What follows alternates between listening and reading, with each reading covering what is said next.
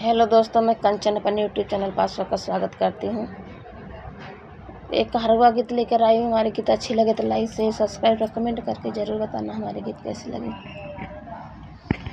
टूटा ही मड़ैया घबराई मोर जिया घरवा आइल बा कलानी बनवाइल पिया घरवा आइल बा कलानी बनवाइल पिया।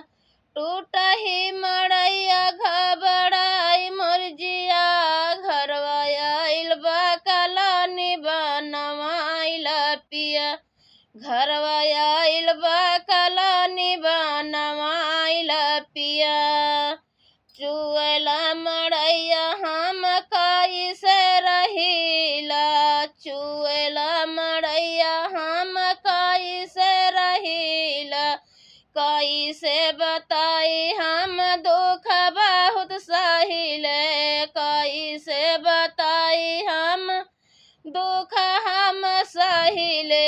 एक एक दिन हम गुजारी कैसे घरवा आइल बा कलानी बनवाइल पिया घरवा आइल बा कलानी बनवाइल पिया।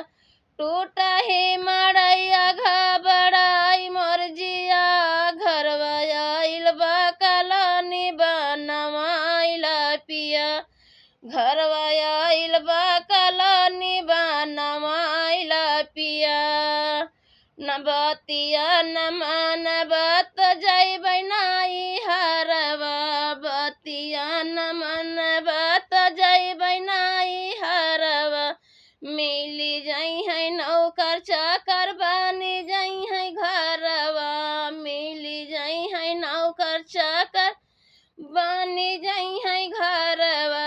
बतिया न मानै जराबै मोर जिया घरवा आइल बा कलानी बनवाइल पिया बतिया न मानै जरै मोर जिया घरवा आइल बा कलानी बनवाइल पिया।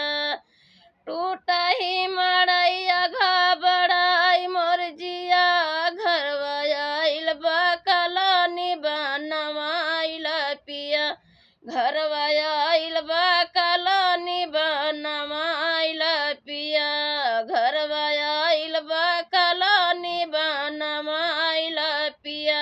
हमारी गीत अच्छी लगे तो कमेंट करके ज़रूर बताना।